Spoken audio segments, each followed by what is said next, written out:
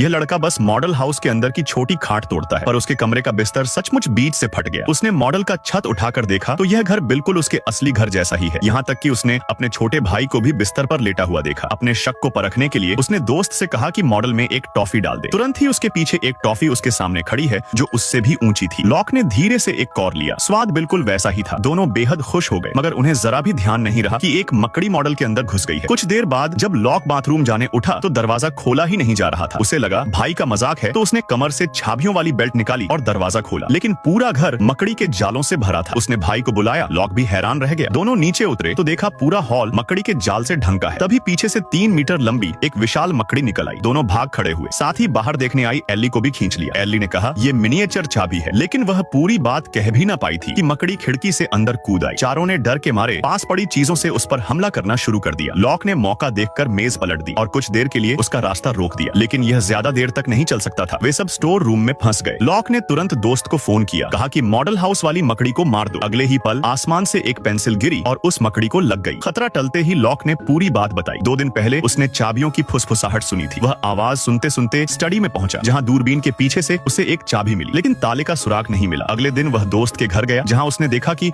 उसके पास एक miniature house है। पता चला कि वह उसके पिता के कलेक्शन का हिस्सा है। लॉक ने चाबी डालकर देखा और मिनिएचर हाउस चमक उठा। उसने छत उठाई तो अंदर का ढांचा उसके असली घर जैसा ही था। वह चाबी वहीं छोड़ आया। इसलिए लॉक ने दोस्त को दोष नहीं दिया। लेकिन तभी जब डंकन सब जानने ही वाला था, उसकी आंखों के सामने अंधेरा छा गया और सब यादें मिट गईं। एल्ली उसे याद दिलाना चाहती थी, लेकिन डंकन भड़क उठा। क्या तुम बार बार मुझसे जान पहचान का नाटक करोगी? इतना कहकर वह चला गया। एल्ली लॉक के पास आई और बोली कि उसे चाबी चाहिए। वह डंकन की खोई हुई यादें लौटाना चाहती है। लॉक की बहन ने डंकन की यादों की बोतल निकाली। वे पहले से ही ऐसा करना चाहते थे, पर तरीका नहीं पता था। अब एल्ली की मदद से उन्होंने दिमाग की चाबी लगाई, यादों की बोतल उसके दिमाग में वापस रखी और डंकन की यादें लौट आईं। औरत ने देखा कि उसकी कार का दरवाजा पास में खड़ी एक और कार ने ब्लॉक कर दिया है। तभी एक आदमी अपनी कार से उतरा। उसके हाथ में अजीब सी छतरी थी। औरत ने कभी सोचा भी नहीं था कि उसके साथ कुछ गलत होने वाला है। जब एलिस की आंख खुली तो उसे एहसास हुआ कि वह एक बुरे इंसान के हाथ लग गई है। उसके हाथ पैर बंधे हुए थे। एलिस ने घड़ी के जरिए पुलिस को बुलाने की कोशिश की, लेकिन तभी आदमी ने अचानक बोल दिया कि यहाँ पर सिग्नल ही नहीं है। एलिस को नहीं पता था कि उस आदमी ने उसे किडनैप क्यों किया है, लेकिन इस वक्त सबसे जरूरी था कि वह किसी भी तरह से भाग निकले। अच्छी बात यह थी कि एलिस ने घर से निकलते समय एक चाकू ले लिया था। वह सावधानी से चाकू बाहर निकालती है और मौका देखकर जिपटाई काट देती है। तभी अचानक कार का संतुलन बिगड़ जाता है और वह सड़क से दूर जा गिरती है। एलिस भागने की कोशिश करती है, लेकिन वो आदमी उसे फिर से पकड़ लेता है। एलिस अपने नाखूनों से हमला करती है और फिर सीट बेल्ट खींचकर उस आदमी की गर्दन कस देती है, लेकिन कार की सीट इलेक्ट्रिक नहीं थी। वह आदमी जल्दी ही खुद को छुड़ाने में कामयाब हो जाता है